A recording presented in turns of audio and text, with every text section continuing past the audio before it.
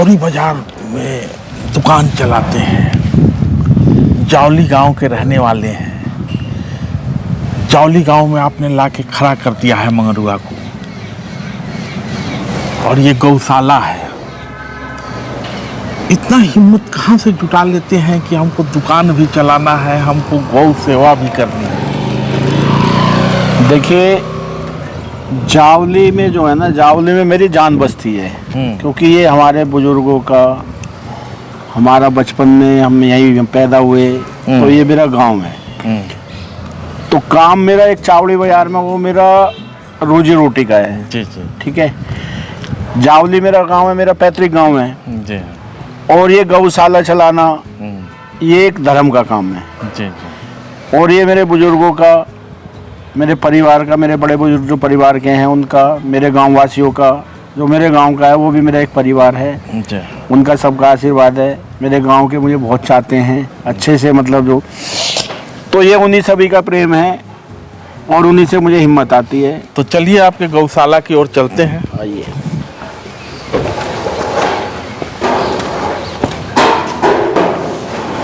तो ये शिव कुमार जी का गौशाला है। कितनी गायें हैं यहाँ पे? 20-22 गाय हैं, 14-15 भैंस हैं, और बाकी कुल मिला के छोटे बड़े करके जो पशु हैं, ये 60-70 पशु मेरे पास हैं। अच्छा अच्छा। और ये बच्चे काम कर रहे हैं। हाँ, आइए गौशाला के बीच में ही चलते हैं। चलते चलते बतकही करेंगे। तो आप गोबर के गंध से गंधाते होंगे, लेकिन मंगरुआ गोबर के गंध से गंधाता नहीं है।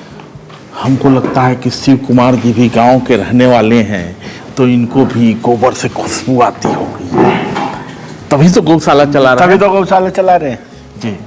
कितनी गायें हैं? मेरे पास 22 गाय हैं, 14 भैंस हैं, और छोटे इनके बच्चे और वो सब मिला के 60 से 70 पशु मेरे पास हैं। इनका सबका ध्यान रखने वाले ये बच्चे काम कर रहे हैं। अच्छा अच्छा। मैं भी डेली आता हूँ यहाँ पे। अच्छा। और मैं चावड़ी बाजार में मेरा कारोबार है, मैं उसको भी देखता हूँ। ये तो मैंने एक गाय 2 गाय हर किसान पालता है, लेकिन जब आप इतने बड़े पैमाने पे गाय रखे हुए हैं, भैंस रखे हुए हैं, दूध का होता क्या है? मैं बताता हूँ। कुछ गाय इसमें ऐसी हैं जो बाहर आदमी छोड़ देता है, तो मैं उनको भी यहाँ पे लाके अपने यहाँ पे रख देता हूँ जी, ताकि उनका पेट भर सके। क्या बात है। ठीक है जी। रही दूध का मेरा जो परिवार है, मेरा परिवार बहुत बड़ा है। जी जी।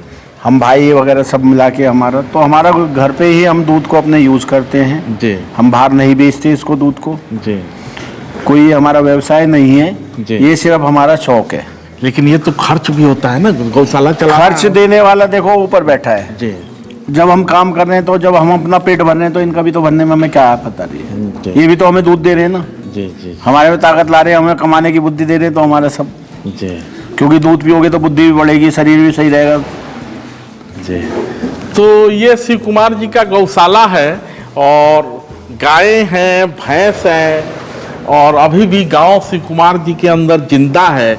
भले ही ये दिल्ली के ऐसे इलाके में रहते हैं जो व्यवसायिक इलाका है, चारों तरफ व्यवसाय, और आसपास जो आबादी है, इनके तमाम भाई चाचा वहाँ रहते हैं, लेकिन आसपास जो आबादी है वो चारों तरफ मुसलमानी इलाका पूरा मुसलमानी इलाका है, पूरा भीड़ भाड़ वाला इलाका है। लेकिन फिर भी जो है वहाँ से हमारा काम है, बाकी तो ये सब चल ही रहा है अपने सामने। जो तो आदमी गांव छोड़ के शहर पहुँचता है, और शहर से फिर गांव आता है, क्योंकि जब तक गांव आपके अंदर जिंदा है तभी तक भारतीयता जिंदा है। और भारत, मैं आपके माध्यम से एक बात और कहूँगा, और सभी मेरे जितने भी युवा साथी हैं या युवा वर्ग है, अगर वो गांव छोड़ के और शहर में आके बस रहे हैं जी, लेकिन अपना गांव में अपना आशियाना मत आशियाना जरूर बना के रखना। क्योंकि गांव से वहाँ से हमारी पहचान है, शहर में हमारी पहचान नहीं है। शहर में हम फ्लैट से पहचाने जाते हैं, गांव में हम अपने बुजुर्गों के नाम से पहचाने जाते हैं।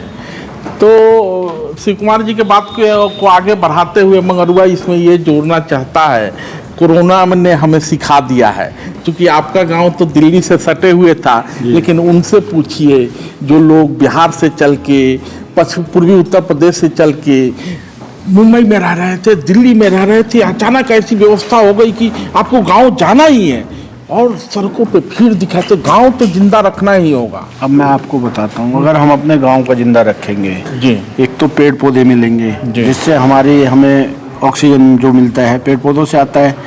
दूसरा, मैं एक किसान नेता भी हूँ जी, तो मैं ये देख रहा हूँ जो गांव का जो माहौल है, गांव के माहौल में शहर के माहौल में बहुत फर्क है। गाँव में बीमारियाँ, शहरों में बीमारियाँ बहुत हैं।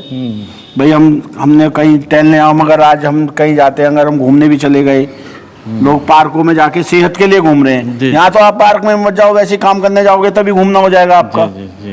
तो ये सारी चीज़ें हैं, और जो इससे भयानक कोई हो नहीं सकता जो ये कोरोना का टाइम आया था कि लोग ऐसे ऐसे पैदल पैदल अपने गाँव तक पहुँचे हैं।